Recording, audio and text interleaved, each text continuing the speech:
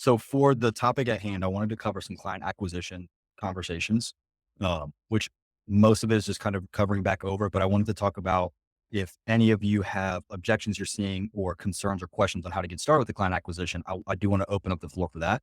Then I'm going to cover the back end reverse fulfillment model, which is really easy. It's really cool. And it will make your life a lot easier as you start onboarding clients. But first, let's jump into the client acquisition. So as many of you know, when we're doing client acquisition, we want to do it strictly through social media to start. We don't want to do any calling, texting, emailing, no paid ads, no soliciting, right? Number one, I don't know if you guys saw from high level. Well, let me back up a little bit. So cold calling, if you cold call the wrong number, that's a DNC number, you're going to get hit with a fine. I don't know how many of you know that. I think I've told a few of you, but you're going to get hit with a fine if you call a blacklisted number. Do not call a number. And the fees can be actually like insane. For email, I'm going to I'll ask a rhetorical question. How are you getting your email leads? Most likely you're probably using a lead scraper, like White Label Suites, maybe lead set, was it like L7 or something like that, Gorilla Leads, whatever lead marketing tool or whatever lead scraping tool you're using, you and every Fiverr VA are using as well. So you're basically emailing the same people that everyone else is emailing because they're all using the same mouthpiece to get those leads, right? Texting, cold texting. I don't know who's doing cold texting. I hope none of you are, but they actually just had an update from all of the United States. So if you're not in the US, this may not apply to you, but if you're messaging US numbers, this definitely applies to you. They have all these restrictions now that you have to be A2P certified and it's like a 10. I think the acronym's like DLC or something like that. But you have to have the number registered. Otherwise you cannot message clients or leads. So those are all out of the work, right?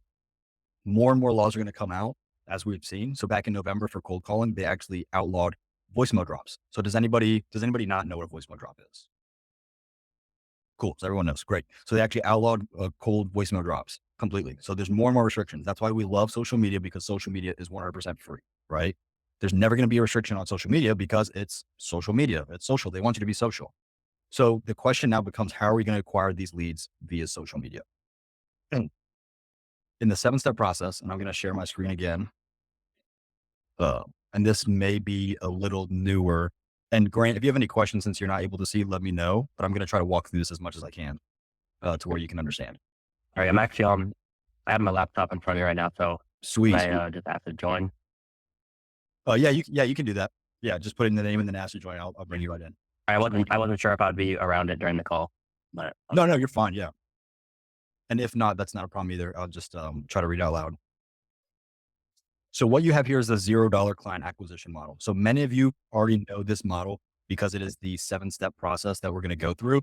As we're going through it and as we're white labeling, or not white labeling, as we're testing the SaaS reselling using the white labeling, right? We're essentially perfecting this model as we go.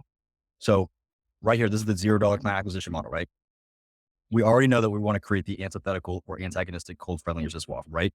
So essentially picking your niche. This is what the training's on, this first bullet point. Picking your niche, validating the claim for the niche, and then from there, testing the claim via outbound DMs, which I'm going to elaborate more in step 4.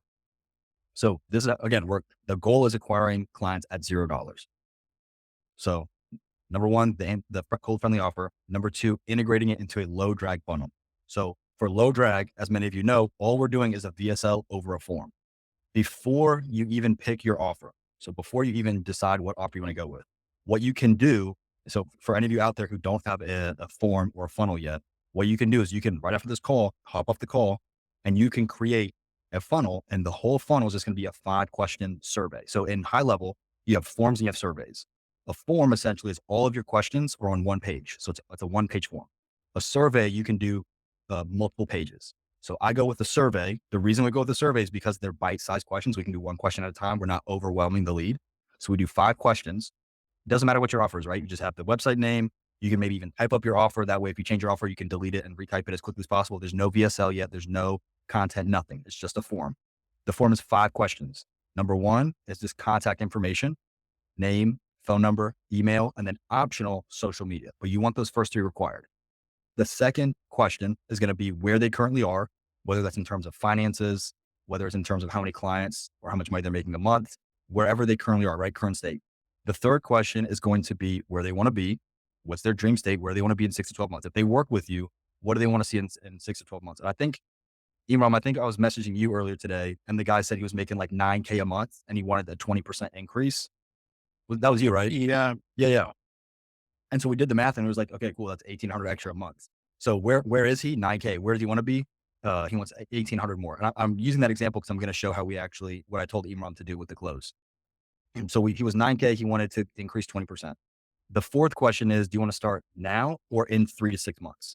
We asked that question because if you get on the call with this lead, we basically want to prevent that objection. Oh, I'll call you in a few weeks. I'll think about it. Right. If they answer, they want to start now, you can basically address that objection aggressively head on. You can say, hey, when you fill out the form, you said you want to start now. So what's actually holding you back?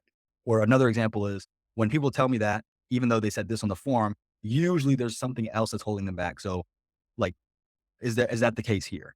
And so you're kind of addressing it head on, and then you're giving them an opportunity to speak. But the form is going to help you with the close. And then the fifth question is going to be, do you understand that there's a time and financial commitment in order to make the dream state happen, or in order to achieve the dream state, or in order to achieve the results you're looking for? If they don't understand that there's both a time and financial investment, then they essentially, it's an attitude checker, right? You want them to know this is going to take some of your time and some of your money to achieve these results. Regardless of what program you're doing, whether you're doing a do-it-yourself, a done for you, or a done with you program, it's going to take some of their time and money. It just depends how much time and how much money based off the package, right? So if they're doing it done for you, even if they're hiring you to do everything for them, you still have to have a way to communicate with them. You still have to have time and a method in order to reach out to them. And you still need to get certain information for the onboarding, right? Like branding, images, offers, packages, portfolios. You still need to have some kind of a conversation with them. And then of course, finances are always, always, always included, which I'm going to get to in just a second. So you can start, if you don't have a funnel right now, after this call, you can make a 5-question form, or it's actually a survey, a 5-question survey that can be your funnel. And then your content is actually where you close. So that's going to be step 3, but your content is actually where you close. So, and if you guys are buying anything online, whether that's membership here, whether it's Go High Level, whether it's foot bath off of Amazon, right? You're most likely watching and consuming content before you're going and purchasing. And if you're finding a product on something big like Amazon, then you're going to look at content or reviews, and that is where you're going to make up your mind and close. So that's why the funnel, if no one's told you this before, the funnel does nothing. It does not do a thing. It is just a way to provide your payment link. As we validate the offer, we're going to make it prettier and prettier. That will increase your conversion. But if your content is terrible, then they're never going to go to your funnel. If you can't close in the content, which is marketing, not sales, then your sales is going to have to work really hard. So there's a flow, right? It goes, and I'm going to get you in 2 seconds, Imran. So the flow goes offer, marketing, sales, offer, marketing, sales in that order. And I talk about this in the course, but I'm going to talk about it right now too, because it correlates. If your offer is good, you don't need great marketing or sales. That's just a fact. And I'll give you an example. Crack cocaine. You don't see commercials for it. You don't see salesmen for it. It sells itself because everybody loves crack. I mean, not everybody, but people who are using it, they can find a way to make it happen. They will do anything to get it right. So that's an idea of a great offer. Another great offer would be if you're making an irresistible cold friendly offer, which the training teaches you, that's going live this evening. But when the offer does well, the marketing and sales have substantially less pressure, right? Another example, if you need brain surgery, you don't need to see marketing for brain surgery. You don't need a salesman to close you on brain surgery. If you need brain surgery, you're going to make that happen, right? You're going to get to the hospital. You're going to say, I need brain surgery, or my doctor told me I need brain surgery because my scans look awful, right? It's going to happen. If your offer is weak, then your marketing and your sales have to step up. So the marketing is going to be the content for you guys. That is step 3. Create and curate your social around the offer, right? To attract high quality leads. So if your marketing, if your content is good, or at least decent, and that's where I said, go look at Michael's post on the group about how to use ChatGPT for this problem agitating content. That is where it's going to alleviate a lot of the pressure of the funnel. The funnel where you have copy is your sales. So funnel where you have copywriting is going to be your sales. If you have setters, that's going to be your sales. If you have salesmen, that's going to be your sales. It's really hard to sell a crap offer. And I'll give you another example. Newspaper ads.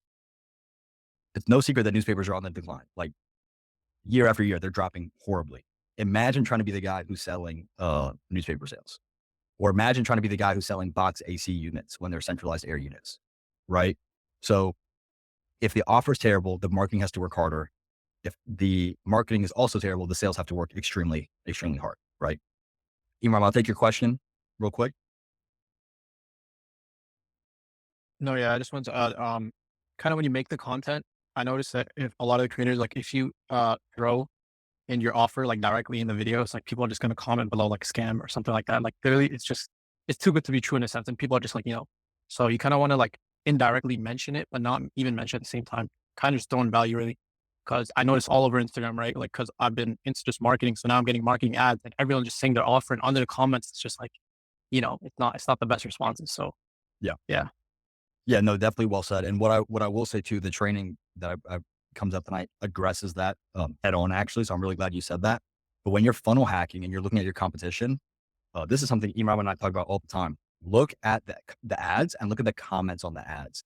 If you go on Facebook, just look at Facebook Reels. I think they're called Reels on Facebook. Go look at Facebook Reels. The comments are either always all negative, all positive, or they're arguing nonstop. Like that's always Facebook. If you look at TikTok ads and you look at their comments are almost always negative or they're turned off because they're always negative. I've only seen like one or two TikTok ads actually have above 1,000 likes. And then YouTube, of course, there's no comments or anything. It's hidden. But on those three platforms, you're going to see engagement, right? Look at the comments. And what Imran is saying is absolutely right. And that's why it's so important to know your avatar. Because if you're, number one, if you present yourself as someone who is marketing or working with those companies and you don't look like, sound like, or speak the language of those people, it's not going to go well. It's not going to go well at all. So yeah, definitely a good point out. And then that kind of takes me into creating and curating your social media. So my recommendation is always to go in this order. It's to go Facebook, TikTok, Instagram, YouTube, and you can switch Instagram and YouTube. So either way, you've got to start with Facebook. The reason we love starting with Facebook, I don't know why businesses will get on Facebook before they get on Google Business. And you can test me, go find a business on Facebook and then look up to see if they have a Google Business profile. Sometimes they don't. I think, Imran, was it you that just had a client just get their Google Business back? Yeah. Yeah, yeah. So they were on Facebook though, but their Google Business was like blocked or Yeah. something. Yeah. So yeah, you're going to have people on Facebook first because what they do is they hop in these social groups or Facebook groups, right? That's the beauty of Facebook groups. That's where you're going to find all your leads. They're in Facebook groups. And here's what they do, right? And Tony, this will be a good one for you if you're working with those cleaning companies. Let's say you want to focus on the ones near you and depending on what part of New York you're in, right? What you do is you hop in these groups and it's like, New York recommendations, Brooklyn recommendation, Bronx recommendations, whatever, right? And you go in these groups and you can search the groups. And you're going to search cleaning company, maids, something to that effect, right? And what's going to happen is there's somebody in these groups who's going to say, and if you're in a local group, you guys have all seen this. Someone's going to say, "Hey, I need to hire cleaners. Who do you recommend?" And what you're going to see is more than half the comments are usually businesses self-promoting than they are people saying, "Here's who I worked with." That's what I've seen, at least in my experience. It's usually pretty close to 50-50. If it's over, it's usually more businesses saying, "Oh, me, like work with me." And they're usually messaging from their profile and they're tagging their Right. page or they're messaging from the page. So that's a really easy way to find businesses who are engaging in Facebook and they may or may not have Google Business. The Well, re you find Go a ahead. lot of workers too that are looking for jobs there, obviously. Yeah. So that's actually something that we talk about as well. Like I have a student who's in Denmark and they're having this issue where there's all these solopreneurs or these one or two man companies and they can't Mhm. find any help. And so essentially the goal is like, what do you do if you have a lead who's like, "I don't need help marketing. I need help. Like, I don't have enough people to sustain the job." What do you do? The answer is always the same. If you have too many jobs for your team, what do? You Right. increase your prices 5 to 15%. You want to ideally attract higher ticket clients with the additional money. And of course, you want marketing with the additional money or with when you get to the point where you're either bringing in more money per client or so many leads that they don't have the time to fulfill. That's where you would then say, "Cool, now I can bring in somebody else because I have all this work I can't do. And I can actually pay them above market rates because that's the only way that you're going to attract quality employees. That's the only way you're going to do it." Because think Yeah, about it. I'm sure Yeah. there's a So whole process for that. When you hire somebody in the cleaning business, you have to vet them. You have to go through that whole process. I'm sure. yeah. So You know, like let's say like average hourly rate wage for a cleaner. Let's say it's 18 an hour. I'm just throwing it out there, right? Let's say it's right. 18 an hour and you've got a guy who says, I can't find help. And you say, "Well, what do you charge?" I think, again, Imam and I are like blowing each other's phones up all the time. I think we were talking about this with the detailer who was like 14 an hour, right? So that the goal is if you're attracting these Yeah. people who are making the same money, if you're trying to pay either the same or below market rates, you are not attracting the highest quality people. So what do? Basically what you tell your client, if you're offering them the software and the marketing, you tell them that we're going to pump so many leads into your business that you will be able to afford to pay above market rates. And so what happens if you're a cleaner making 18 an hour, busting your butt, and you see a job listing go up that says same job you're doing now, but it's 20 to 22 an hour. What's going to happen? You're going to get the pick of the litter because all these people are going to say, yeah, screw this. I want to make more money. I haven't gotten a raise in like 2 years. Inflation's kicking my butt. And then you're over here pumping so many leads, helping them essentially ascend in their business and automate their business. That's how you do it. And that's what we did for oh, go ahead. We have to know, I mean, these businesses, obviously, you meet them, you don't know what they're really about. So, they got to be able to handle that additional load. And what systems do they have in place? Do they have the systems? There's a lot of things that you have to figure out before you go down that road, no? So the short answer is actually no, because what you're saying is exactly what everyone thinks. So everyone thinks I've got to build the system. I have to build the net to catch the fish, right? That's what Yeah. everyone's thinking. Like I've got a bunch of fish coming downstream. I got to build a net to catch all these fish. What I'm saying is, and this is what we actually see, and I'll give you an actual real life applicable answer. What I'm saying is, if you send so many fish down that pipeline, let me back up. If you just build the system, right, there's no guarantee that leads are coming. So the question for the business owner is, this is a risk. But if you say, I'm going to send so many leads to you that you are going to have to decline most of them, at that point, or the lead knows, the client knows, right? They know, dang, if I now pay for this bigger net, I'm already seeing the fish come that I can't catch. If I pay for this bigger net, I know for a fact, at least 99.9% positivity that I will catch more fish and the net will pay for itself. So that's the idea. And this is what we did with my very first client that I took on last year when I moved to the private sector and did this on my own was my lawn care guy. And so what he was doing was he was working himself and he had a partner and they were doing all the lawns. And I told him, you need to automate. The only way to automate is to have people doing the day-to-day work you're doing. And he said, I can't afford that, right? Just like, right. He couldn't afford the bigger net. So I said, cool, let's send enough clients to you that you're having to deny them, because what will happen is he'll miss a lot of opportunity. Yes. But visually or mentally rather, he'll see, wow, I'm getting so many leads that before investing $1,500 wasn't a sure thing, but now it's almost a guaranteed thing because I'm having the conversations I never thought I would have, which are, I can't take you on. My hands are full. So he didn't want, and again, he was also paying bottom rate. He was paying $12.25 an hour before the minimum wage increase and he matched it. Now he's paying his people between 18 and 20 an hour. And what happened? When he puts a job listing out on Facebook, on Indeed, he actually didn't put them on Indeed. He puts them just on Facebook in a Facebook group with the rate. All these lawn care guys that come right to him because what's happening? They're working for another company and they're only making probably the same 12, 14 that he was paying his guys. But now it's saying, hey, I'm going to pay you $4 extra an hour. And he actually does an incentive. So he uses this really cool software where if they finish by a certain time, they actually get rewarded for that at like some kind of payroll feature. But he actually incentivizes them and pays them more. So the beauty for him is that, guess what? He's not on he's not on a lawnmower anymore. He's got 2 guys running his routes. And because we're sending so many leads his way, those 2 guys are working they're working like 50 to 60 hours a week, but he's also now automating his landscaping team. So that's a completely separate team. So they do landscaping and hardscaping. Right. Now he's building that out. And as you probably know, that's your higher ticket items. But it all started with just what you said, right? Everyone thinks I've got to build the net first.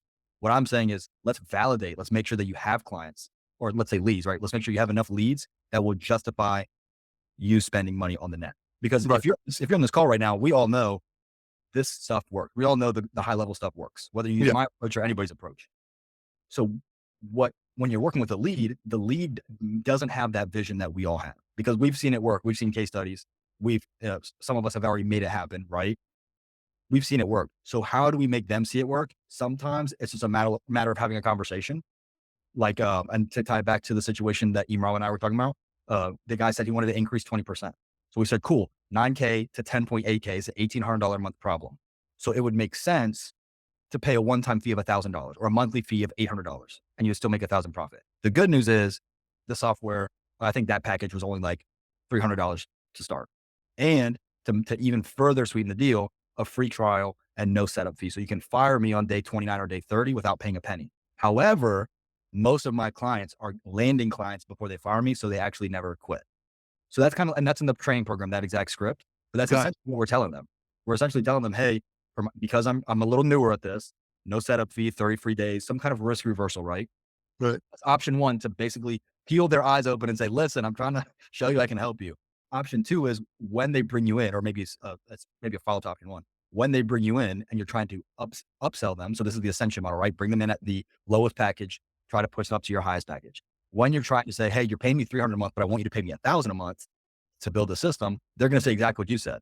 Well, I can't justify, right? That's where you do another free trial. So you're still at the $300 a month. You're now working the $1,000 a month package for 30 days and you're pushing so many leads that they're going to go, holy crap, I have to move up to sustain this. So Got kind it. of a longer answer, but that's what I want these calls to be about. I want these calls to be about that client acquisition. Cool. Thanks. Yeah. And you see too, like the idea that you had, Tony, that's how everyone's going to be thinking. So what you're saying is what everyone's thinking. And you're exactly right. So you can come in and use an antithetical or contrarian statement like what I just said, Right. which is you think it's this then that, but it's actually that then this. And here's why. All of a sudden, when you speak that way, what happens? They go, dang, this guy knows what he's talking about. Like that makes sense. And then like, yeah, I would love to have so many leads that I'm telling people I can't work with them. Right. Like that's a fun conversation. Yeah. Mm-hmm. So how do we do that with the social media content? Because like Imran said, if they're going to put that claim in the content, you're going to get called a scammer. So how do you do it? You do it by creating a hybrid profile. So hybrid profile, it is essentially a business profile, but it is your face and most of the content you're making is from your point of view. So it's going to be either let's say we're on Facebook. Most of you are seeing my page. Most of my content is written from my point of view. It's me speaking to the camera. It's me recording videos where I'm speaking to the camera. My face is there. What I'm not doing is I'm not making those Instagram posts that look like they were pulled from Canva where it's like, be your best self, that kind of like cringy, feel good. It's almost always one of a few things. Number one, problem agitating content. This is what we're going to use for our short form content, just problem agitating content. So all we're doing, right, is we are essentially, and I'm going to pull up a little whiteboard real quick and I'm going to walk you through it. And I know there's a video of this on the page, but I want to go more in depth with you guys. This will also be the course for next week, but I want to go a little bit more in depth very quickly to show what I'm talking about. So this is essentially the first aspect for your short form content. This is essentially your framing. So agitate the problem. Basically, are you tired of this or that? Frame yourself as a solution. Why do we care that anybody in this group is talking? Like, why do I care?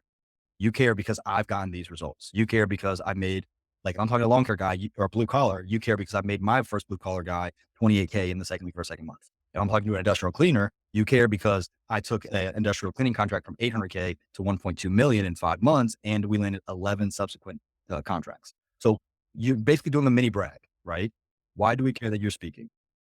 Then we're going to use story-driven marketing. So what I love that Imran said, if you just come in and just say, here's my offer, like this is what I'll do for you, people are immediately turned away because what are you doing? You're essentially going head to head with them, right? Because if I'm asking you for something, if I'm trying to pull you this way, what's the initial reaction? If I physically grabbed any one of you and tried to pull you, what's your physical reaction?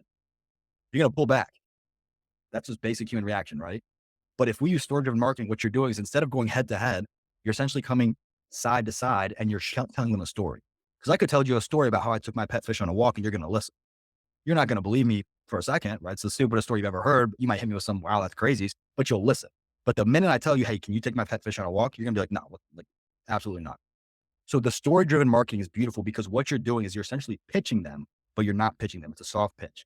So instead of me saying, hey, come join my program, I build done for you acquisition systems for these local businesses.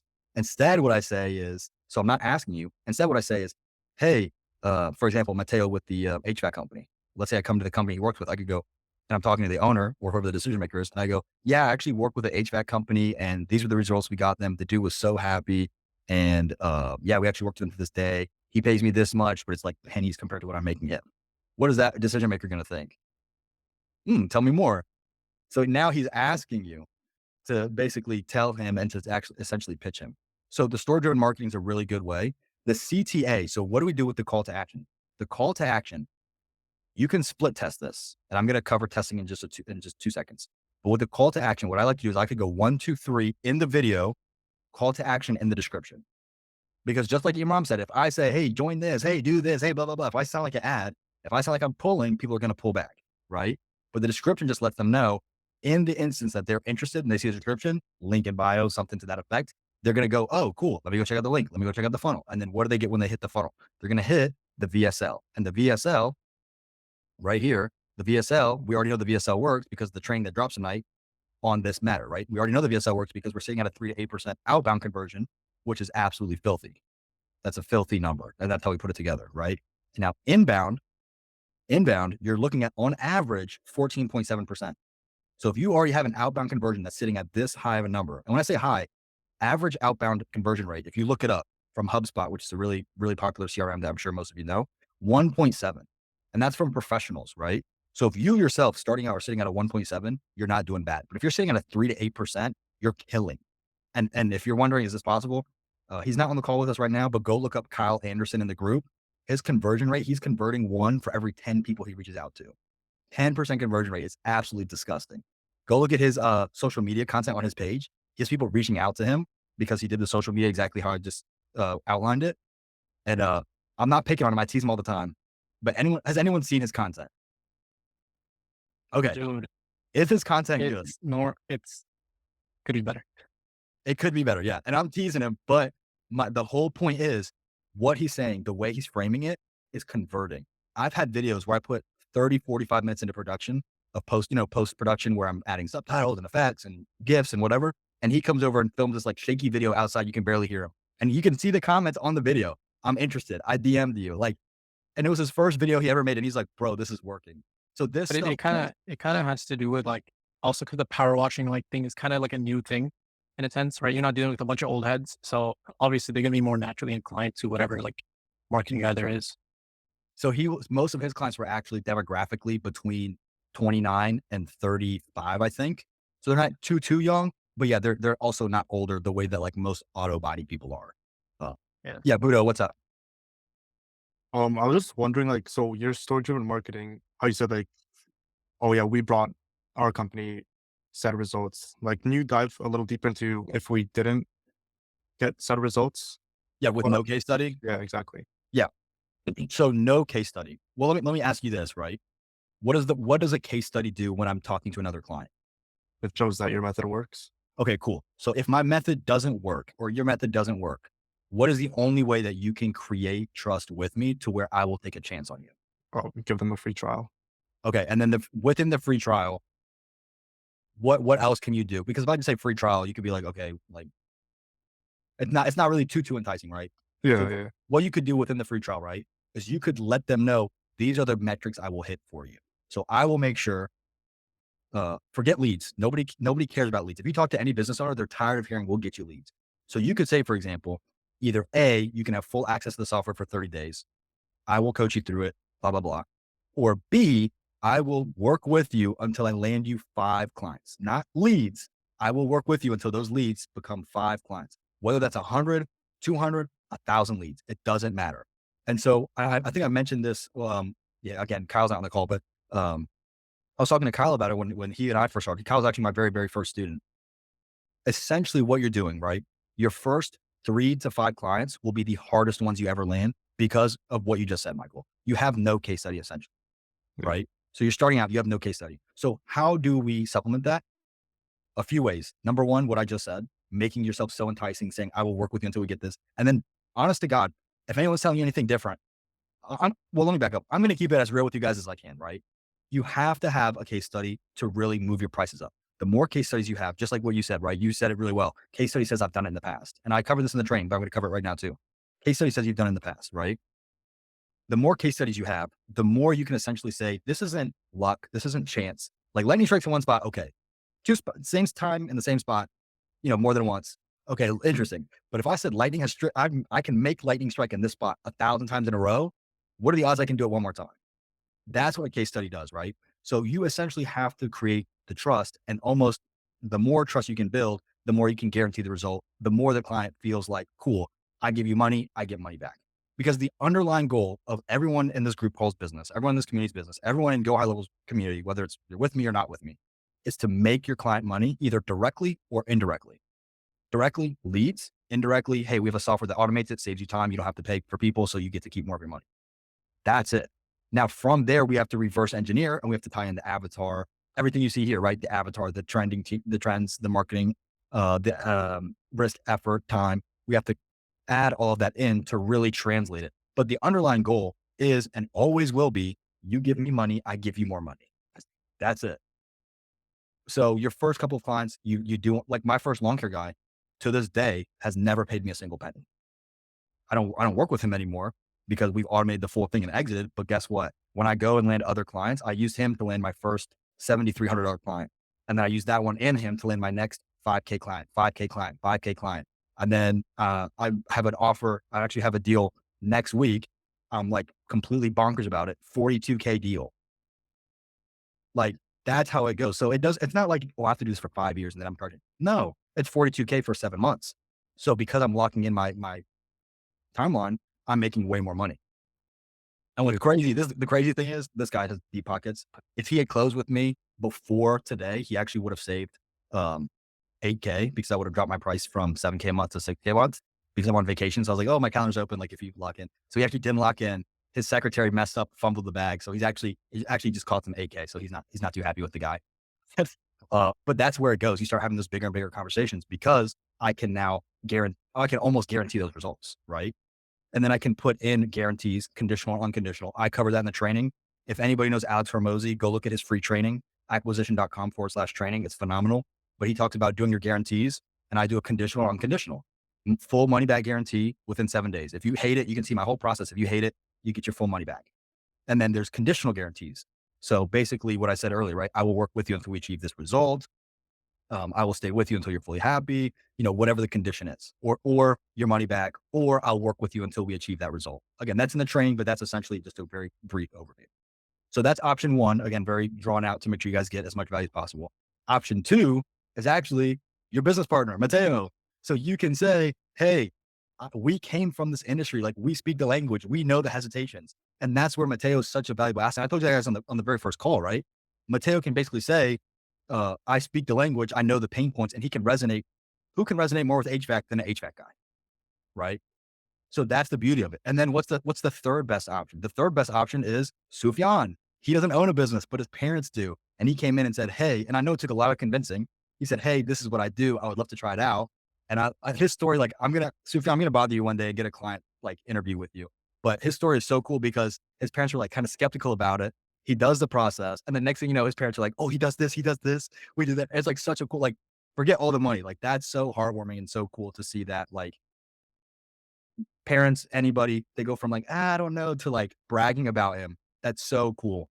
And so he has indirect experience because his parents own the pharmacy. Mateo has direct experience, right? If you have no experience, you do case studies. Or you can even do what I'm actually recommending Imran to do. So I'm going to give him a plug. The guy is a monster on video editing. If you haven't seen his content, go look at his page. It's like so well done. Like, again, I had several people message me like, who is this guy? Like the editing is phenomenal. So another option you can do, right, is you can start the very business that you want to coach. So Imran could do a 2-pronged business where he goes, hey, I will tell you what to say. You send me the clips. I edit it, compile it, and I can either A, send it back, or B, manage the social media for you. I know people who would pay for 30 clips and they would pay $1,000 to $2,000 a month minimum. I don't know how long that takes you, Imran, but I know people who would want to do that. So while he's not only doing the offer, he can also say, hey, I can teach you other guys how to do the exact same offer. So he can have a client and a student facing portal. Hey, I work with clients. I can also teach other businesses how to do this exact same thing using my own funnels, my acquisition models, and all that stuff. So that's where I'm trying to annoy Imran into going to that route. Yeah. What's up, man? Don't you think there's going to be people that just go like, what's the catch? I know, like, I know what the whole thing is, but like, you're like, oh yeah, I'm giving you all this stuff. Okay. They're going to be like, okay, for what? You know what I'm saying? Like, who are you? Yeah. So like, just to clarify, these people are basically like, they're skeptical because you sound too good to be true. Yeah. Okay. Just making sure I understood. Cool. So let me ask you, why are you giving away all this value for way less than it's worth? Because I don't have any case studies. That's what you tell them. I'm brand spanking new. I have to test all this out. I know you understand businesses don't run on. I can show you guys a text where I messaged the guy who actually moved me down. He's actually gonna be a client of mine. Cause this is kind of well, essentially my goal was to make back the money I paid him. But I can show you the exact text. Same thing I just said. Businesses don't run on hopes and dreams. That's why I paid him a half the amount, and that's why he's going to pay me a half the amount. But you can start off. Here's the thing: if you do a free trial, 2 things I want you to pay attention to, and this is one that Kyle learned the hard way, and he actually adapted based off this. And I think I told you, Imran, the same thing last night or the night before, but I'm going to reiterate 2 things. Number 1, set a limit. I will work with you for free to get this many leads or this many clients. I don't like doing leads. This many clients. After that, it's done. And then you have to be strong enough to say, hey, I'm really done. So now this is my fee. If you already land them 10 clients, why would they have a problem paying your fee? Right? Hey, go with someone else. I've already established my trust, but go ahead and go with someone else. And let's say you get the 10 clients and they want to work with you. Cool. You have a case study, right? But you set a limit, you set a boundary, and you hold that boundary firm, right? I'm going to talk about that with client calls as well. You hold that boundary firm. You could also say, hey, it's free for 30 days. At the end of the 30 days, though, we can part ways, no hard feelings, or we can keep going. The whole idea is that I'm doing this because I'm very new and I want to test it out. And you don't have to say brand new. You could say, hey, I've got 1 or 2 clients, right? I wouldn't recommend lying to people, but I know you for a fact, you've worked with at least 3 other businesses. I think 4 or 5 actually. So I know, I'm not saying lie, but you could say, hey, I'm younger in the game. I'm newer to the game. I'm trying to perfect it. So I am underpricing myself so that way I can build more case studies. If they say no, cool, move on. But most of the time, I want you guys to take your faults, own them, and use that as your marketing because it makes you more relatable. It makes you more of a person. I've told a few of you this already. If you look at Neil Patel, he's like really big in the SEO space, huge in the SEO space. What Neil Patel says is he did this case study where he had 2 emails and he's like the SEO king. If you look him up and see, he is literally the king of SEO. He did 2 case studies, right? He had an email pitch on both. The top half was the pitch. The bottom half, on one hand, he did case studies. On the other hand, he actually just put a picture of his family and said, this is my family.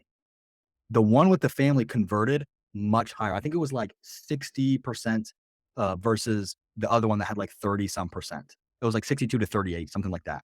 It was nuts. And he didn't see it coming at all. He just split tested it because he tests everything and he's just got, very deep pockets. So he was like, oh, let me try this. And that's all he does is he stays at the forefront of SEO and marketing because he's testing all the time.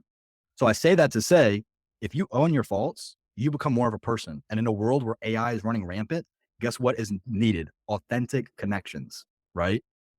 If these guys take you being authentic and they step on it, like if they tell you that's stupid, if they tell you, well, here's the thing, right? I'm going to be a little vulgar. So if you have speaker, maybe turn it down. The worst thing that somebody can tell you if you pitch them and you're saying, hey, I've got free value, I want to help you and blah, blah, blah. Because honestly, God, the first 5 clients, they're going to win more than you're going to win. But it's like pulling an arrow, right? It's like bow and arrow. It's pulling you back to shoot you forward. Maybe they're going to cuss you out. And this is something I talk about with Kyle because he was really nervous about the outbound outreach. If you're offering all this value and they really speak to you that way, number 1, I just told you the meanest thing that they could say. I can't think of anything too much meaner, right? Maybe a combination. Number 2, do you want to work with someone who responds to people like that? These clients will wave their own red flags and you can go, cool, I'm glad I saw that before we started working together because that would have been a nightmare, right? So if they say, well, you're very brand new. I am new. That's why my prices are my prices and they're substantially lower than you should be paying for me, right? I am new. I have very few clients, which means you're going to get my undivided attention. Or you can go with these big companies who have an A team, an A marketing team, and you actually end up just working with their Z team or X team. And then you're just brushing under the rug and they don't really care about keeping or losing you because you don't matter to their bottom line. You matter to my bottom line because like we just said, I have 5 clients. So you take that weakness and you turn it into a strength. All right. And then if anybody like watch The Office, like, no. Okay, well, if you watch The Office, basically it's like a really funny show. It's very comedic. They're a bunch of they're kind of losers that work in a paper factory, or not paper factory, but they sell paper. At one point where they actually show like they're actually really good at sales team, the guy's like, oh, I'm going to go with Staples, like the Staples paper provider, right? And then when they get in the office, the guy asks, can I borrow your phone? He calls a number and just leaves it on speaker and there's like music playing. And they're having the whole sales meeting. And then he goes, do you know what that music's playing? That's the wait time to get in touch with Staples. He goes, watch this, pulls out his phone, calls their company. And of course the receptionist picks up right away. Right? Because they're a smaller fish, they have that personal touch. They can respond right away to their clients. So you take your weakness, whatever your weakness is, and you position it as a strength every single time. At the bare minimum, what you're going to do is you're going to show that you're a human being. And then we refer back to Neil Patel's case study. They want to work with people. They want to work with human beings. Yeah. What's up, Tony? Yeah. How do you deal with the question, get hit by a bus or something? Great question. Because, that's the other side of the story.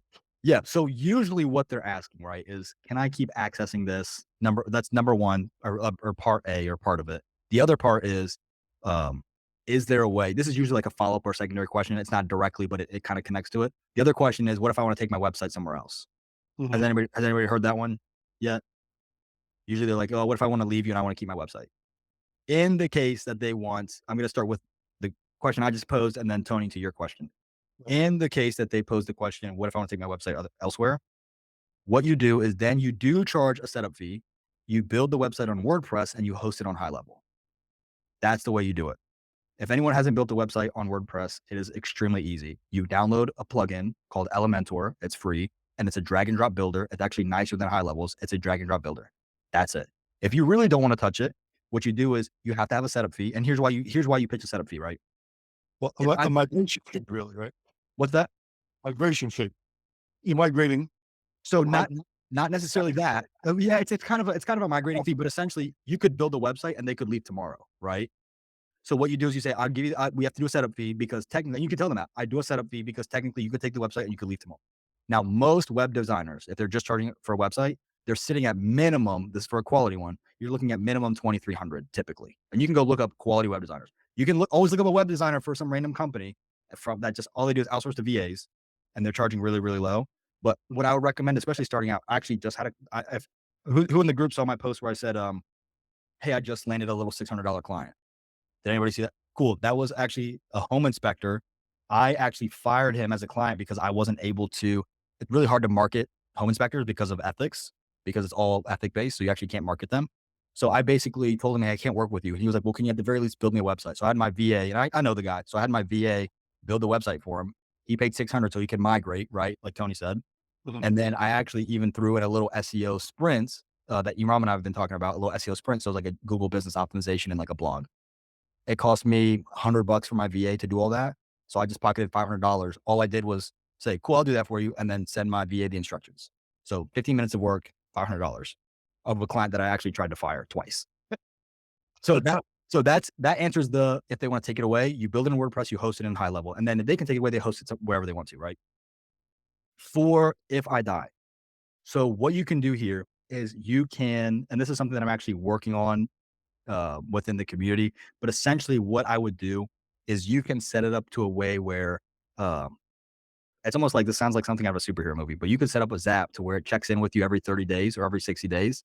And if you don't reply to the automation, then what it does, and you can do this actually in high level. If you don't reply to the automation saying, yes, I'm here, yes, I'm living and kicking, then it will forward your login information to a friend or 2 or 3 friends, and then they can log in and they can go through the transfer process. And the transfer process is essentially, you can look it up on high levels support. It's just transferring a sub account. Oh, okay. So you can set up an automation that's like, if I kick the bucket early. So that's something you could tell them. In reality, if you die, you probably won't. Automation for that. What the heck? I have an automation for that. Don't worry about Yes. Yeah, exactly. Yeah. So basically I check in. If I don't reply, then it sends over all the information to a trusted colleague of mine who does the exact same thing I do. it. Right. Right. Give me 2 seconds. One of my VAs just reached out. Give me 2 seconds. Sure. I'll be right back.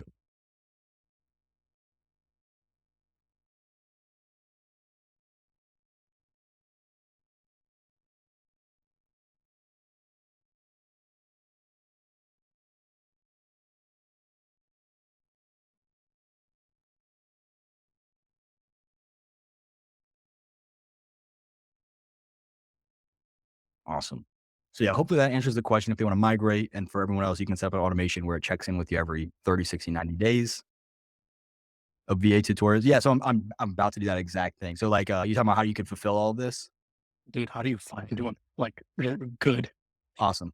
So what you're going to do, and I don't want to step on any toes here. I don't want anybody like canceling me on Ellen DeGeneres or Oprah show or whoever, The View, whatever, that kind of stuff. Right. This is what I do. I go on Fiverr and I look up what I'm trying to do. Actually, you know what? I'm going to do it live for you guys right now. Cause I want to, like I said, I want this to be as much value as I can possibly provide. So I'm on Fiverr, right? You make an account. Let's say I want someone who, let's say I want the WordPress, right? The migration, the WordPress hosted. So I'm going to type in WordPress. So you can go however you want to do it, right? If you go with the top rated, on Fiverr. They are doing very well on Fiverr. They want everything to be engaged through Fiverr. Okay. So if you want to go with someone that you know is going to do a good job and you can fork up the fee, because when they say from 95, let me show you what they actually do. That's closer to the pricing that they want to do, right? The from is usually just something to pull you in. Oh, actually, oh, hang on. You couldn't see. Hang on. So when they say 95, what really happens is they actually go up quite a bit. And this actually isn't too bad. I've seen some where they go up like $1,000. So you come on Fiverr and there's two ways, right? Number one, you can go with somebody quality. And what you're going to do, actually, let me reopen this. You're not going to hire them. Do not hire them. What you're going to do is you're going to contact them and you're going to tell them what you do and what you're looking for. And what they will do is they will tell you either pick one of these packages based off what you said, but usually it won't, right? 5-page, 10-page. What if I want 7 pages, right? So you contact them, they will give you a price and you will negotiate that price. Now, depending on how established they are on Fiverr will determine how much leeway, right? Because this guy, he can charge what he wants because, again, let's go back over here. He can charge what he wants because he's top rated. So he's probably he's not taking nothing from no one. You know what I'm saying? So that's option one. I know he's going to do a good job because he wants to keep that 5-star rating and 524, right? And let me specify WordPress websites. And you know what's crazy? I told you guys Elementor, right? So check this out. Elementor Pro right there. So you can have them design it on Elementor Pro because it's really clean. It doesn't matter. I'm just going to stick with WordPress just because everybody loves WordPress when it comes to your virtual assistants, your VAs. So what you're going to do with a WordPress website, option one, you go with the top that you know is going to do well, right? This is what I did. This is definitely a riskier play. What you're going to do is we're going to rate, let's see. Basically what I want to do is I want to go, it's easier on mobile because the more you scroll down, the less quality you see. But let's go to like page 10, right? Give me 2 seconds, Grant. So I'm going to go to page 10 and I'm going to, basically what I'm looking for is I'm looking for somebody brand new. I'm looking for, actually, let's go right here. Newest arrivals. Here we go. Perfect. Yeah, usually I do all this on mobile, but so I'm going to go here, right? So these guys are not rated, right? No rating. So we can reach out to them and we can say, look at this, from $25. You see what I'm saying? So if you have a setup fee of like $600 like I did, I could come over here and grab this dude for $25. Let's see what he's doing. $25. Let's see. Most expensive, $200. So I could charge 600 like I did. I could pay 200 to this guy. Now, with this guy, I'm going to pay him one time. I can negotiate. I'm going to contact him, say, hey, you have no reviews. And just like we need case studies, I think you need a case study. I'd work with you, but let's negotiate price, get it down as low as humanly possible. You can talk these guys down to like, so he does 24/7 maintenance. So basic setup, I would come in here at 80 and I'd be like, hey, talk them down to like 40, 30, right? And then what you do is you tell them, if this goes well, I will work with you exclusively. And you're going to reach out to 3 or 4 of these brand new guys and you're going to do this exact thing, right? Once you've vetted them and you're happy with them, what you can do is you can communicate with them because you're going to have their email to give them login access. You can email them and you can say, hey, I actually like working with you, but I don't want to pay you through Fiverr because Fiverr takes a 30% commission. So if you pay them $100, they take home 70 and they hate it. These guys hate it. Okay. So what you're going to do then is you're going to pay them through something called Payoneer. If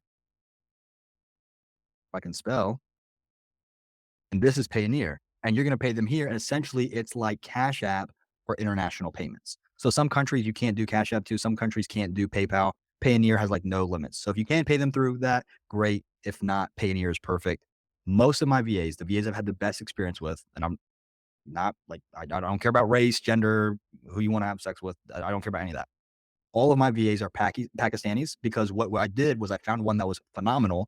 And then they all know each other, right? They're all like, they all work with other people who are also VAs. So I'm like, hey, do you have buddies? And he's like, yeah, I've got like 10 buddies. This is all we do. They don't all live in the same area of Pakistan, but of course they're networking because this is what they do. So what happens from that is I said, this is what I do with my VA. I tell my VA, I pay you $1,000 a month. The translation is 5X. So $1,000 a month for my money is actually 5,000 for him in his country with the conversion rate. He has no more fees besides, I actually covered the fees for him because we've been working together for a while. So he doesn't pay any fees. So he pockets all of it. And then it's up to him to do his taxes, whatever, however it works in Pakistan. But I tell him, this is what I need done. You can keep all $1,000 and do it yourself, or you can hire out your own team. So usually what he does is he brings on these other guys. He pays them like $200-$300. They build it, and then he does the quality assurance, and then he sends it back to me. So for a flat rate of $1,000, I have unlimited fulfillment. So I know it's, again, a longer answer. I wanted to show you in live time how that works, but that's all we're doing. We're either looking at vetted people if we have the money for it, keeping them on Fiverr, or we're looking at brand new people, talking the price down as much as possible, leaving them reviews because reviews help them. And then you let them pick, hey, I can pay you directly, or I can stay on Fiverr and leave you a review with every job. What do you prefer? And that's how I get my VAs. I'll cover the reverse fulfillment in 2 seconds. Grant, I know you've been waiting patiently. What's up? Okay, and just to comment on the VAs, I've kind of developed a strategy with them and finding some that are very new to the game but have like over $1,000 of revenue, and like kind of look at their like just over, and have like good reputation. And they will agree to anything I pitch to them based on like upfront, or if I put them on like a retainer. And also just kind of off topic, the question I had was, so what's your strategy with, like developing short form content, like the really good edits and, captions? Like I know there's plenty of softwares out there and systems or VAs you could use, but I'm just curious about, how you go about that. Yeah, so I don't make the best content, so Imram is like the absolute GOAT. But let me show you something that I actually helped a client with, paid me $5,000, and this was part of what I did. I actually white labeled another videographer. So come in here, I'm going to do video editor, and basically you can find short form video or long form video editors. And if we're doing like, let's go really short form, let's go TikTok, right? You're going to see some offers from 10, 15. There's some 5. If I go to relevance and I go to new, we're going to see some $5 ones. I bet. Yeah. Look at that, $5 ones. So you can come in here and they're at 5 a piece, right? And you can say, hey, 5 a piece isn't bad, but I've got 30 videos. Can you swing a discount deal? And you go through the exact same, like you said, you can negotiate it down. So you can have them edit the content for you. If you want to do it yourself, I don't know if Imram is going to like attack me through the screen, but like CapCut is free. He just left. Yeah, I just completely offended him. CapCut is free. No. I just don't trying to see my see phone. I'm messing. But yeah, CapCut is absolutely free. I use Descript because I do a lot of video-based editing, and that's just something I'm testing out. But CapCut is completely free. It's a pain in the butt, so that's why I go with Descript on the desktop. You can even use something called, if you want to make a lot of short form content really quick, you set up a podcast type studio. You record the podcast, right? Just long form to like a 60-minute clip. And then you come over here and you use this tool called video.ai. And essentially, once you upload it, and the first video is actually free, once you upload it, it will actually post-produce content for you. So let's see, like content marketing teams. It will post-produce content for you in different formats, and it will even add the captions for you. Like, I don't know if you can see there too much. It will add captions for you and different styles for you. And they actually have Hormozy style captions coming soon. Yeah, Alex Hormozy right here. So actually having those coming soon, unless they're actually out right now. Yeah, Okay, it actually looked like the Hormozy content just dropped. So that must have been like brand new. So there's a few ways you can do it, right? You can use AI, you can do it yourself with CapCut for free. You can pay for software like Descript, or you can hire VAs and work for bulk edits. And when you work with a VA, all you do is you record your videos. You then post them in a Google Drive, and then in the Google Drive or Google folder, they will then take them, polish them up, edit them, and then put them in another drive. Basically, you put them in a raw folder, they put them in a finished folder. And then what do you do in the Google Drive? Because you're not on Fiverr now, and you're not going to violate policy. Now you can message them and say, hey, if I pay you directly for the next job, can we get a little discount? Because they don't like those fees. So let's say they're at $100, right? And they're only getting 70. If you say, hey, I'll meet you in the middle. If you drop your prices 15%, they made 15% more money and you just saved 15%, right? So if they're at, instead of $70, now they're at 85.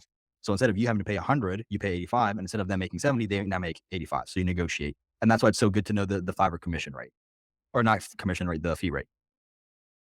Okay, yeah, that's awesome. Yeah, I'll definitely take all that into consideration when I do my short form. It's actually funny because I actually saw, funny enough, Imran, his content showed up on my feed earlier today, just because I have a lot of detailed stuff like in my content still, like in my algorithm. So he showed up, and I knew it was him because I went on his landing page and it was the high level one. So I was like, oh, that's him. But Yeah. also, like I said, I got to go now because I told you that I have to be out of here a little bit No, you're before. good. But I'm gonna watch the recording, from here and do the course, obviously. Yeah. But it was a great conversation. Yeah, man. Thank you for joining us. And we've got about 10 more minutes. So I do want to cover the rest of the back end fulfillment. So you'll just catch that tail end piece. And then of course check out the trading. But yeah, hopefully that answers the question for anyone who's having questions about content creation for the reverse back end fulfillment. So essentially, let's look at the entire sales process, right? From outreach to closing to fulfillment to even support and keeping your clients, right? Because we don't want to lose them after we get them, right? If you have a high churn rate, then you're basically gonna be working your butt off. So keep them happy when you get them, right? The process goes like this. You have top of funnel content, which is your short form and long form content. Then you have the funnel. Then in the funnel, you have the sales call. If the sales goes well, you have the onboarding. If the onboarding is, well, onboarding is going to go well because it's easy. Then you have the fulfillment, right? So onboarding and fulfillment. So onboarding, what do you need? Fulfillment, let's provide it. Then you have the back end support, right? So, hey, I have a question about this piece of the software. How do I do this or that? Hey, I'm stuck here. Hey, I think I'm lost, right? Back end fulfillment, right? So it's a new software for them. So what we do, because we've got the entire process, is we actually reverse fulfill it.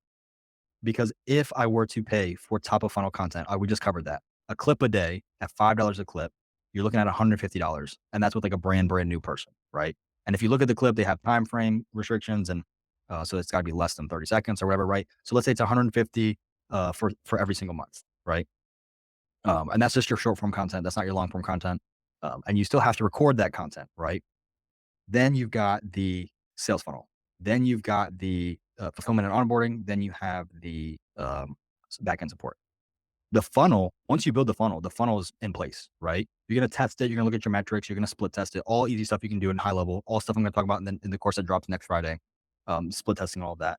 But the funnel is already automated. So the question becomes, cool, I now need to fulfill, or what part do I want to fulfill? Do I want to fulfill the sales aspects? Do I want to fulfill the fulfillment? Do I want to fulfill the support, right? So this is what I do. I go backwards. Fulfillment. Let's talk about support. With support, right? You can use a tool called Extendly. You don't have to, but you can use a tool called Extendly. They have smaller packages, but the most expensive the package will ever be is $500 a month for unlimited white label support. And you can start, I think it's $100 a month for like 10 clients. I could be wrong, but I know the max limit is $500 a month. So guess what I do? For $500 a month, all of my clients have unlimited support and they even have Zoom calls. So like the same way I want to have a VA for you guys that you guys can use and abuse, they have Zoom calls. They have these Zoom call meetings. And in the Zoom call meetings, essentially what happens is they basically give them full support. That's all they do, right? They just come in, they give them absolutely full support. They walk them through everything. I don't know if anyone's used Go High Level's Zoom support channel. That's the exact same thing.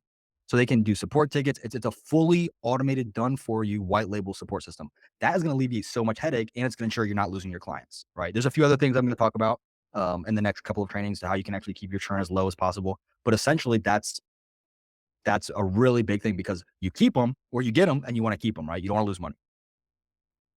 Does that make sense for the back end support aspect? Yep. Okay, cool. So the next one is going to be onboarding fulfillment. What can we do with onboarding fulfillment? Now, this is a variable cost because unlike the $500 a month, the fulfillment and onboarding, I'm going to say onboarding only. The onboarding, essentially, it varies on how many clients you have, right? If I get 50 clients and I have to onboard 50 clients. So then if I'm paying a VA to do it, I've got to onboard every single one. So that's more of a variable cost. So that's why we go from the support, which is a fixed cost, then to the variable cost, which is the onboarding or the fulfillment. For onboarding is going to get really easy. The more clients you talk to, the more you understand exactly what they need, right? Or what you need from them. What do you need from them? You're going to always need, and I have this in the training, but in the onboarding, all you're going to need, right, is branding. So what are the branding colors? What are the logo, images, offer? Do you have a phone number? Do you need one? Do you have an email? Do you need one? Do you have a website? Do you need one, right? It's basically, what do you need from them to get started? The more clients you work with, the more you know. And what do? You basically build a form. On the form or on the survey, however you want to do it, it has all the questions you need. So in high level, when you have a meeting with someone, you can actually pick a drop down and say how the meeting went.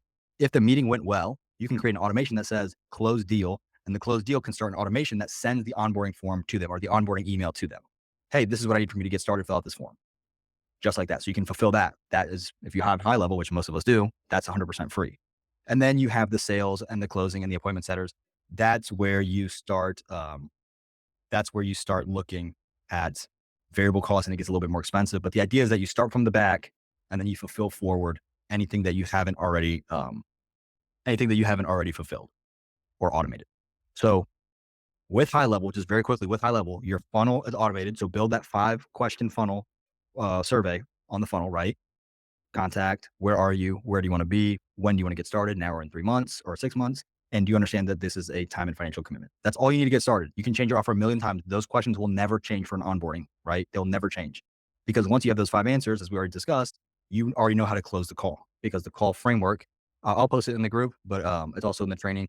The call framework, you're basically saying, cool, you want to be there, you're here, here's the difference. And then you can diminish your price so that way you can close a lot easier. And then the onboarding, again, it's just an email you send out. You can automate it or you can manually send it out with the form tied to it. But I like starting with the back because, in my opinion, the support is always going to be nagging. Like if I have 50 clients, that's really hard to handle support for all of them. But if I have a calendar full of appointments, I know, cool, this is what's on my radar. This is when I need to open up or slow down, right? With a support ticket, I don't know how many of you had high level issues. It's always like you're working on something and then something crashes or not crashes, but you have no idea how to do it. And you're just like ready to smash the keyboard, right? So imagine having 50 clients with that attitude. So that's why I like automating that. And I like keeping those clients, because remember, we're focused on MRR, monthly recurring revenue. So if it's not recurring, you're basically working for somebody for 30 days for like $100 to $300 to $500, maybe $1,000 a month. I would rather keep them every single month. And then instead of me having to worry about finding, this is the whole appeal of monthly recurring revenue. This is the whole appeal of subscription, right? Instead of me having to find 50 clients every month, I can find 50 total clients, keep them happy, and replace them only as they leave. So that's kind of the idea with fulfillment, or with the backend reverse fulfillment model, is basically keep the ones you already got, and then work your way up the funnel and automate it as you go. Does that make sense? Probably need to like listen to this like 10 times together. Yeah. So the biggest takeaway, right? Biggest takeaway, if you take away nothing from what I've said about the backend reverse fulfillment, the biggest takeaway is, once you get a client, you want to keep them. So you need the backend technical support. Extendly is your go-to, because you can start them off very, very affordably. I'm actually let me look up the rates right now. I know their senior package is $500, but like I said, I'm looking up the prices right now. And I can even share my screen if you guys are completely unfamiliar with what this is.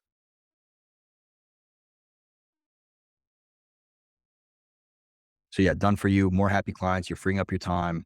This stuff is awesome. So starter is $199, $299, and then $599 for unlimited. So for $300 a month, you can white label for 10 clients. So you don't have to jump right to the $600 a month. You can start at $300 a month, which for most of you, that's like your lowest ticket offer is $300. So one client could pay for this.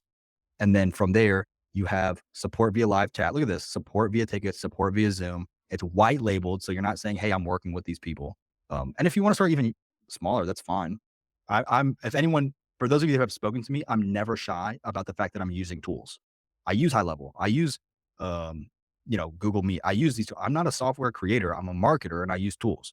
If a home contractor comes to my house and he built his own hammer, I'm going to have some concerns. But if he brings really good quality tools from a store and I recognize the name, cool, I'm happy. But look at all these things. You can have a knowledge base and support library put in, interactive user guides. You're essentially going to have as much, if not more support than high level itself has for you guys. Because what happens? You've got a way smaller audience base than high level does. So it's really cool. And again, those are flat rate. We always want to start with fixed costs before we increase into variable costs, right? Because fixed, I can project 600 will be 600 will be 600 for the rest of the time that I have it. But variable costs, right? If I hire a VA and I'm like, hey, it's $50 in onboarding or $50 in fulfillment, and every single fulfillment, 1 month I get 50, 1 month I get 2, 1 month I get 300, right? I can't project that kind of a cost. Does that make sense, Imran? Basically, you get them and you want to keep them. Yeah, but obviously if this is like a kind of done for you thing, then they wouldn't need extendly or things like that, right? It depends on your offer. I still like to give them Yeah. access because I'm still doing it for them. Some people like to come in and meddle around. One of my first high ticket clients was a pain in my ass because I would go into, so this was back when I was using Zoho and WordPress instead of high level and WordPress. So I was using Zoho before they gutted a lot of their features. I would build something and then I would go back in the website and be like, what the heck happened? And like all the font was like size 8. I'm like, bro, what is happening? And he was like, oh yeah, I tried to do something. I messed it up. So I'd much rather, and those are done for you. I'd much rather have this on the back end to help them. But yeah, Imran, you're basically right. Depends on the client. If you can see your client's got sticky fingers, maybe don't give them access right away. I don't use the SaaS onboarding to give them logins. I set it up myself, and then when I'm ready to give them access, I give them access. And you can go into their profile and you can actually take away website access. So they can still have the whole CRM, but they can't edit their website. So there's a few different ways to answer your question, Imran, where you can kind of protect yourself. But this still comes in handy if you have anything other than just a done for you program. Yeah. I mean, this probably helps with the videographers because I'm appealing to like the younger audience. They don't be so in fidget around to see what's up. Yeah. So let's say you're doing I'll say this and then we'll start wrapping up. Let's say you're doing a done with you program, right? And then you're telling them, hey, I need you to do XYZ. Here's my roadmap, which is similar to the roadmap I showed you guys. Here's a roadmap. Click the link to take the course on it, and can we walk you through it? Yada yada yada. And let's say they get to a point where they're like, hey, what he said isn't working. Maybe high level updated. Maybe they're just not understanding. I mean, everybody, if you work with the general public, you could show them the answer. You could be like 2 + 2 is 4, and you're gonna have someone who's like, no, it's 5. And then like they will die on that hill that 2 + 2 is 5, right? So that's where this kind of comes in handy. We're saying, hey, you got to do this. And then if they're like, hey, I'm stuck, you can say, cool, use the support. And then you don't have to worry about it too much. And if they're still stuck, then you can hop in and interact with them. But this basically, once you've onboarded this, and then your roadmap basically guide the client through what they're trying to do. Again, this is the done with you or do it yourself. Now the done for you, they still have access, but you do want them to come to you. Now, of course, we price it in a way where when they come to you, you have a smile on your face. So we price it very, very high. So I want to go ahead and wrap up since we went a little bit over time. Let's see, after how many clients? I would say 5 clients. 5, because if you're pricing your smallest client at $297 and you've got 5, right, that will definitely cover that $299 plus the $299 goes up to 10. And you can kind of test it at a smaller environment, a smaller space. So that way, if it messes up colossally, right, you're still safe. If you lose 5 clients, it's not the biggest deal. It's going to hurt, but it's not the biggest, right? It's much better than losing 500 clients or 20 huge high ticket clients, right? So fail while you're small. That way you can learn. It's better to fail now than it is to fail when you have a massive company. So hopefully you guys enjoy these kind of calls where you can basically just pester me with questions. I want you to pester me with questions. I want to go as in depth with the value as possible. That's why I want to share the screen, share the resources, share the websites. We will have another call next week. I'll try to do it a different time. I may try a weekend. I may try earlier in the week. So I'll put up another post over the weekend just so you guys can vote. And I'll try to do a different day other than Friday, or unless we get the same reaction. But any other final questions before we wrap up? No? Awesome. So definitely appreciate your time. I'm going to find a place to put this recording to where you guys can access a link to it. I might do a hidden YouTube link. That way you can access it, or even a public YouTube link. And maybe I'll use it to pull in more, more clients, more students. But great call. As always, you guys have any questions at all, I want you to blow my phone up. I want my phone to be melted. Like I want Apple to call me and be like, we cannot sustain the sheer amount of messages. Like, I don't know what you're doing. So blow my phone up with questions. What I will say is, or if you're a little bit newer, wait for the training, watch the training, and then ask me all your questions. I'm going to go through the 7 courses. I'm going to build all the courses out. And then I'm going to take all the feedback. I'm going to go back with the feedback and I'm going to apply the feedback and re-edit and refilm all the courses. So it's going to continue. It's going to be like a rolling turd that gets smoother and smoother until I can compress it into a beautiful diamond. Okay. So please be very honest and direct with your feedback. This is about you guys, right? If I make you happy, you stay, you land clients, and then I make more money. So if I make you money, I make money. So please be direct. Do not be shy. Do not be coy. Be very direct. This is all about you guys. So again, I appreciate you guys joining. If you have any questions, message me after, but I'll go ahead and sign off and let you guys go. All right. Thanks, Alec. Nice meeting you guys. Yeah. Nice meeting you, Tony. Thank you, Alex. Great weekend. Thank you, Alex. See you guys.